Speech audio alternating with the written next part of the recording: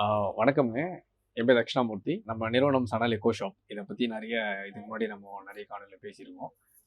இது வந்து எங்களோட திருவண்ணாமலையில இருக்கக்கூடிய ஒரு 8 வருஷம் நாங்க பயணிச்சுட்டு இருக்கக்கூடிய ஒரு நிறுவனம். இந்த கடை பார்த்தீங்கன்னா, இத வந்து எக்கோ ஷாப்புன்னு சொல்லிட்டு, எந்த ஒரு பிளாஸ்டிக் கழிவுகளும் இல்லாம எப்படி நம்ம கொண்டு போலாம்?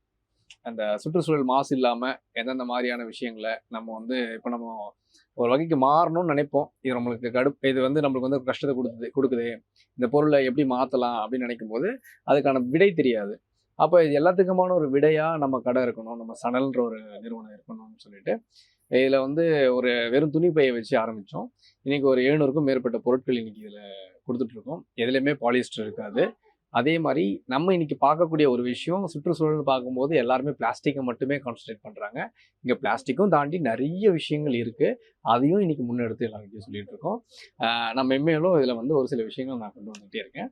இப்போ வந்து நம்ம கடைய ஒரு டைம் நான் பார்க்கலாம். நான் ஒரு ஒரு விஷயமா உங்களுக்கு காமிக்கிறேன். கடைய பத்தி சொல்லணும்னா, நாங்க முதல்ல ஆரம்பிக்கும்போது வேஸ்ட் இன்டூ நெஸ்ட் குப்பையிலிருந்து எப்படி ஒரு கூடு, ஒரு காக்கா வந்து கீழ உள்ள சுள்ளிகள்லாம் வச்சு அது எப்படி கூடு கட்டுதோ, அந்த முறைய வச்சு நான் ஒரு ப்ராஜெக்ட் பண்ணணுன்ட்டு நெறைய ப்ராஜெக்ட்ஸ் பண்ணிட்டு இருந்தேன். வேஸ்ட்ட மட்டுமே வச்சு நான் கன்ஸ்ட்ரக்ஷன் பண்ணியிருந்தேன். அந்த மாரி இருக்கும்போது, என்னோட கன்ஸ்ட்ரக்ஷன்ல வேஸ்ட் ஆன ஒரு கம்பி. இந்த கம்பி பார்த்தீங்கன்னா, உங்களுக்கு வந்து எந்த ஜாயிண்ட்டுமே இருக்காது. இந்த ஸ்டாண்ட் இது. இந்த இந்த ட்ரெஸ் எல்லாமே நிக்கிறது எல்லாமே இந்த ஸ்டாண்ட்ல தான் நிக்குது. ஒரே வெறும் பெண்டிங்ல வெறும் ஒரு டிசைன் நாலேட்ஜ் வச்சு மட்டுமே இத நான் பண்ணியிருக்கேன். இந்த மாரி நெறைய விஷயங்கள் இருக்கும். அதே மாரி இது பார்த்தீங்கன்னா, எங்களோட சும்மா ஒரு கீழ இருந்த ஒரு கல்லு.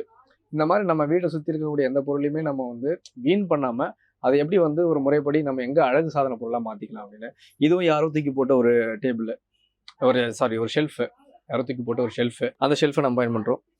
இது பார்த்தீங்கன்னா, ம் தெரியுதுங்களா?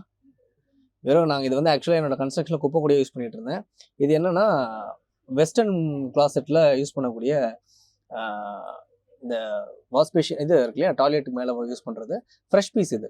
யூஸ் பண்ணாமலே வெளிய தூக்கி போட்டிருந்தது. அது உடைஞ்சிருந்த பீஸ நம்ம இதுக்காக பயன்படுத்தியிருக்கிறோம். அதுல வந்து எங்களோட பொருட்கள நாங்க வச்சிருக்கோம். அதே மாரி இது பார்த்தீங்கன்னா, தூக்கி போடப்பட்ட ஏணி. ஏணிய வந்து ஷெல்ஃபா பயன்படுத்துறோம் இதுல. ஆ இதுல பார்த்தீங்கன்னா, எனக்கு பிடிச்ச மாரி ஆ இத வந்து நம்ம என்ன சொல்லணும்னா, டேஸ்ட் ஆஃப் திருவண்ணாமலை அப்படின்னு நாங்க சொல்லுவோம். இத நீங்க அனுபவிக்கணும், முழுசா அனுபவிக்கணும்னா நம்ம கடைக்கு வரணும்.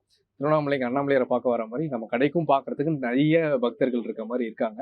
ஏன்னா, அவங்களுக்கு வந்து சும்மா கடைக்கு வருவாங்க. வந்து நானே ரொம்ப ரேரா தான் வருவேன் கடைக்கு. வந்து நிக்கும்போது வந்து நிப்பாங்க. சும்மாவே நின்னுட்டு இருப்பாங்க. நான் கேமரால பார்த்துட்டு நான் வந்து பார்ப்பேன் என்னன்னு.